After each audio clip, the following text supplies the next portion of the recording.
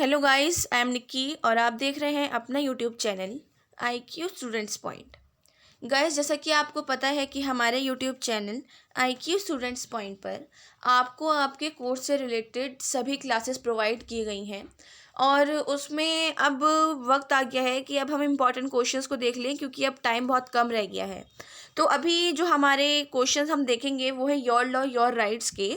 उसकी क्लासेस हमने कल ही ख़त्म की हैं और हमने सारी यूनिट्स उसमें पढ़ ली हैं। तो एक बार हम उसको मतलब एक ओवरव्यू देख लेते हैं कि क्या क्या था। फर्स्ट यूनिट थी rule of law and the criminal justice system in India, विधि शासन और आपराधिक न्याय प्रणाली।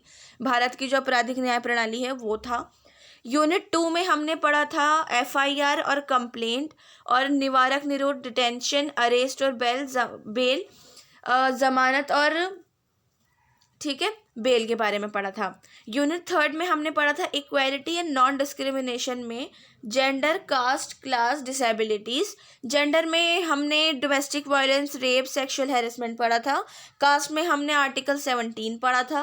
क्लास में हमने न्यूनतम वेजेस जो है मिनिमम वेजेस वो पढ़े थे।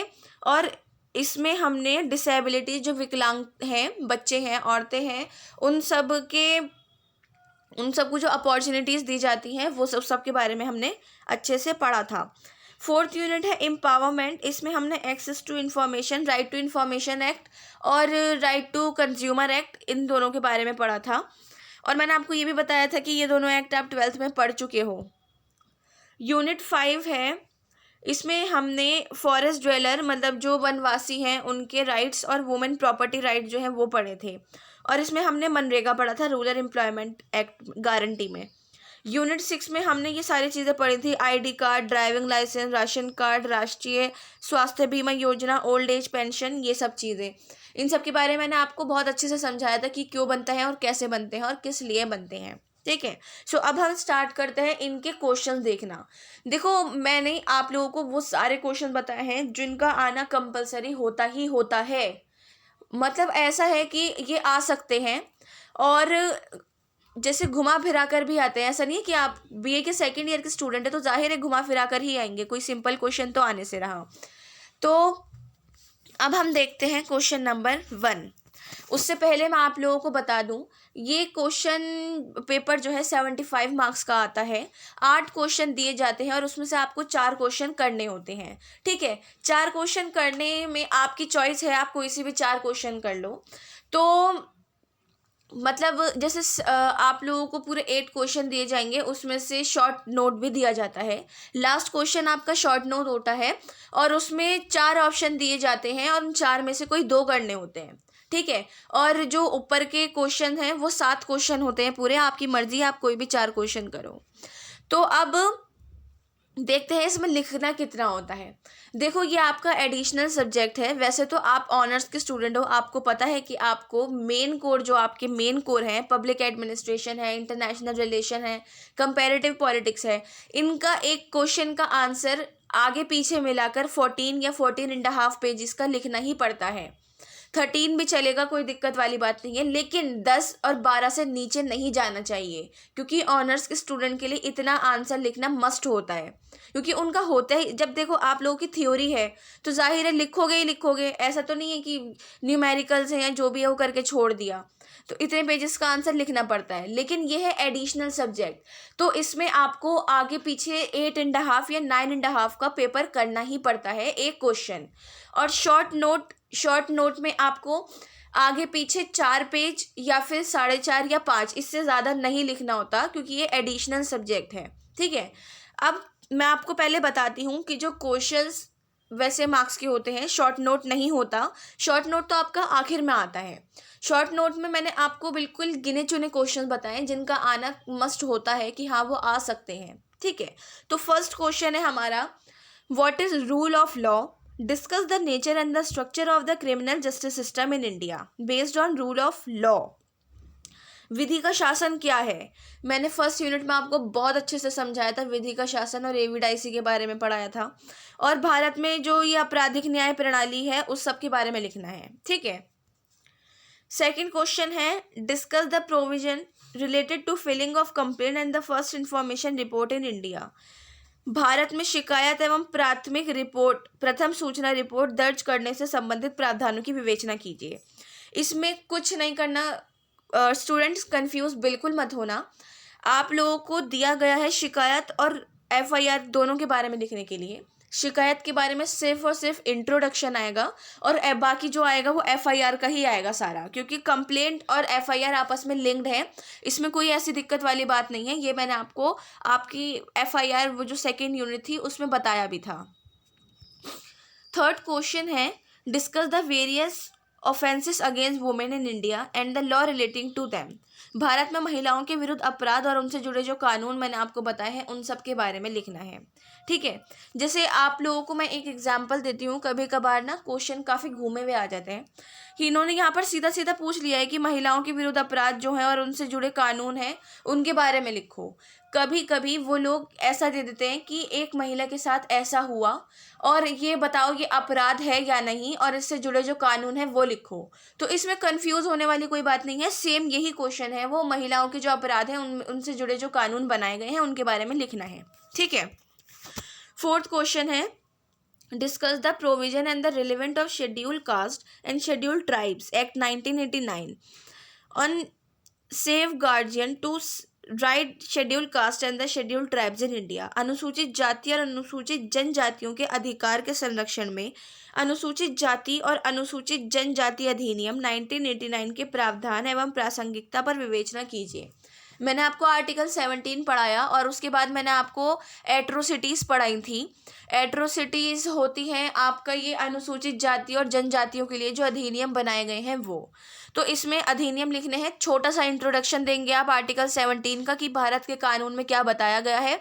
उसके बाद आप इसके बारे में लिख दोगे कि एट्रोसिटीज़ में क्या क्या बताया गया है। ठीक है, ये यहाँ पे इनके अधिनियम, ये जो इनके कानून बनाए गए इनके लिए वो आ जाएगा। फिफ्थ क्वेश्चन है, discuss to law relating to protection of the right of person with disabilities. विकलांग व्यक्तियों के अधिकारों के संरक्षण से जुड़े कानूनों की चर्चा कीजिए।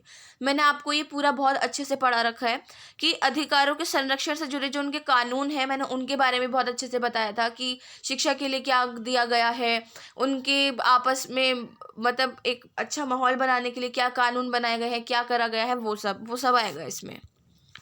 सिक्स क्वेश्चन है, what is the process of seeking information under the right of information act.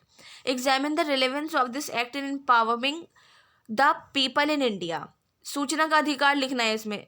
ठीक है, अब देखो कभी कभार जो क्वेश्चंस घूमे हुए आते हैं स्टूडेंट्स, उनको आपको बिल्कुल भी कंफ्यूज नहीं होना है। सिर्फ अगर आपको पूरा घूमा हुआ क्वेश्चन दिया और उसमें वर्ड दे दिया ना कि सूचना का अधिकार अधिनियम 2005, बस तुम्हें कुछ नहीं करना है। आप सबको सिर्फ और सिर्फ सूचना का अधिकार उठाकर लिख देना है। कोई भी कंफ्यूजन नहीं होनी चाहिए, बिल्कुल आराम से ये आप आराम से लिख सकते हो।